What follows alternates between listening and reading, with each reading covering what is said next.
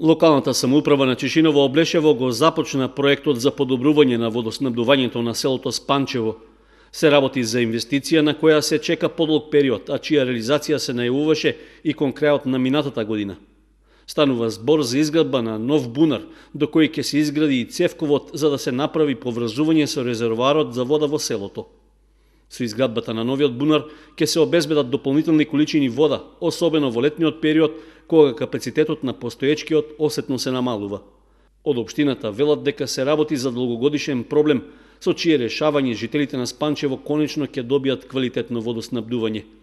Бунарот е предвиден да се изведе со длабочина од 65 метри, а со проектот е планирано да се обезбедат по 2 литри вода во секунда. Зафатените количини вода ќе се пумпаат до постоечкиот резервоарски простор, од каде потоа водата ќе се дистрибуира по веќе постоечката водоводна мрежа.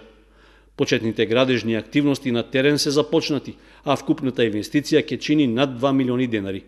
Овие пари општина Чешиново Облешево ги обезбеди преку јавниот повик за користење на ЕУ ИПА грант, што го објави Министерството за финансии.